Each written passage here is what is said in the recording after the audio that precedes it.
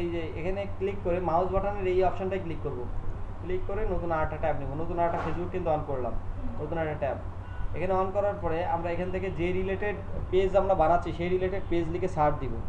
Suppose আমাদের পেজটা হলো কি রিলেটেড, মোবাইল রিলেটেড, তাহলে আমরা মোবাইল লিখে এখানে সার্চ দেবো।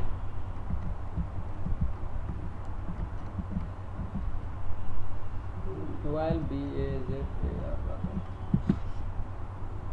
মোবাইল বাজার দিয়ে সার্চ দিছি, এখানে দেখেন পেজ নামে একটা অপশন রয়েছে, পেজ। এই পেজ অপশনে ক্লিক করার পরে এখানে অসংখ্য পেজ আসবে। এখন আমি এই পেজ থেকে আইডিয়া নিয়েছিলাম, আমি এখন চাচ্ছি না ওই পেজ থেকে আমি নেবো না, আমি আর একটা পেজ থেকে নেব। এই যে পেজটা আছে এই পেজে ঢুকলাম, ঢোকার পরে এখানে প্রোফাইল পিকচার দেওয়া রয়েছে, কভার ফটো দেওয়া আছে, কিন্তু এটার কভার ফটো আমার পছন্দ হলো না, আমি ব্যাকে আসলাম, আমি আর একটা পেজে ঢুকলাম, এটার কভার ফটোটা আমার পছন্দ হলো, কথার কথা। এটা অন করলাম, অন করে এখান থেকে আমরা ডাউনলোড করবো। মাউস এই যে বাম সাইডে এটা ক্লিক করলে ডাউনলোড করা যাবে।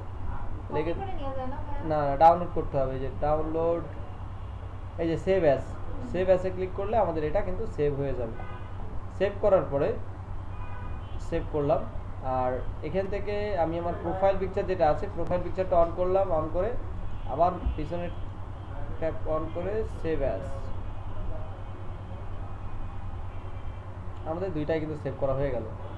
এখন আমরা চলে আসবো আমাদের ফেসবুকে, কভার ফটোতে ক্লিক করে আমরা আপলোড ফটোতে ক্লিক করব, যেটা আমরা কভার ফটো ডাউনলোড করেছি এই যেটা আমাদের ডান।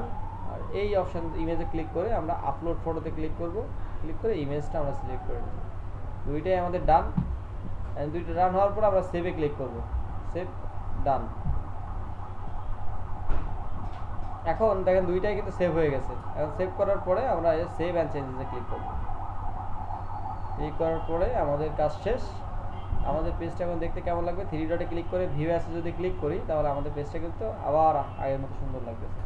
তো বাসায় যে আমাদের কাজটা এই, আমরা সুন্দরভাবে আমাদের পেজের যাবতীয় যে ইনফরমেশনগুলো আছে সেই ইনফরমেশনগুলো সেট আপ করবো, সেট আপ করে প্রোফাইল পিকচার এবং কভার ফটো যেটা আছে এই দুইটা জিনিস আমরা অ্যাড করবো।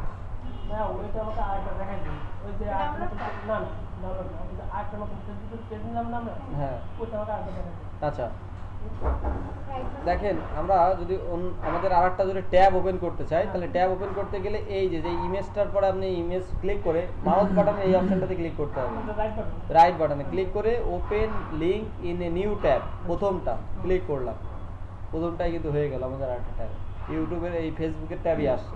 এখান থেকে এসে আমরা এখান থেকে সার্চ দিলাম আমাদের যেটা দরকার, মোবাইল বাজার, মোবাইল বাজার ওয়ান। এখান থেকে এসে আমাদের যে এর ভিতরে যে ইনফরমেশনগুলো আছে সেই ইনফরমেশনগুলো কালেক্ট করে ডাউনলোড করে আমরা এখানে বসাবো, এই হলো কাজ।